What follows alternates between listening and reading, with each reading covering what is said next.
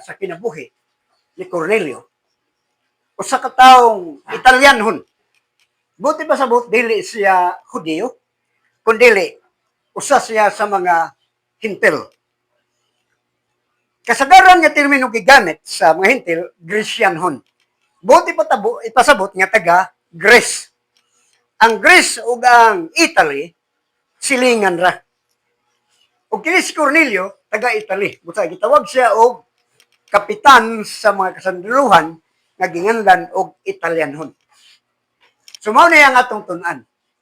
Dunay mga sugyot nga akong nadawat nga kanus bakunonat napo itudlo ang mahitungod sa bautismo.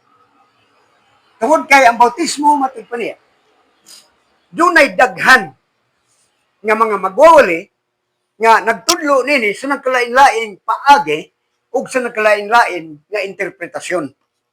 Tungod kay dunay mga grupo nga walay bautismo ang ila pagtuora. Doon na sa mga grupo nga ang bautismo para nila usa ka timaan aron ikaw mahimong sakop sa ilang denominasyon. Buti ba sabot membership ang baptism para sa ila. Doon na sa uban nga nagbautismo nga dili na gamitan sa tubig. Ngala na lang ang gamiton. Ang bautismo doon ay tulo ka interpretasyon nga gihatag. Apan usara ang definisyon. Ang definisyon sa baptism is immersion. To dip. Buti pasabot, ipasalom ka sa tubig. So kung magbautismo ka, adtugid ka sa ilaw sa tubig. O sa uban, doon na sila gigamit nga bersyon sa baptism sama sa gitawag o pouring o sprinkling.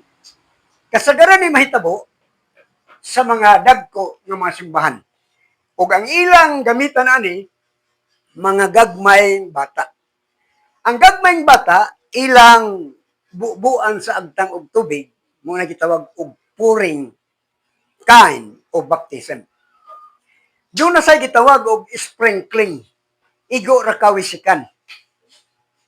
Pero kasagaran, ang ilang wisikan, panahon sa naa sila'y blessingan o doon na sila'y abugon ng mga dili maayong espiritu. So nagkalain-lain ang pagpahimutang sa uban. Apan mo ito kita sa pinaka-original o tinuod nga definition sa baptism.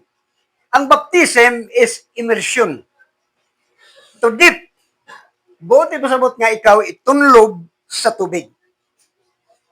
O kini gihulagway sa paglubong kanimo ingon sa kamatayon. Muna nga akong giunahuna para matagbo sa ang ilang panginahanglan ug matubag ang mga pangutana sa pipila nga interesado nga motuon aron makakaplag sa kamatuoran ug maglakaw nga tin-aw ug dili lubog ang ilang mga kaisipan. Karon nga tungtunan, may tungod ni sa kinabuhi ni Cornelio. Ang usa ka kapitan sa kasundaluhan nga Italianhon. Dili siya kauban sa rasa sa mga Hudyo. Naa siya nasakop sa mga hintil. Tungod kay siya dili man Hudyo. So muna yung atong tunan, atong sugdon pagbasa ang binuksan nato nga teksto. Sa Buhat, Kapitulo 10, versikulo 1 ug 3.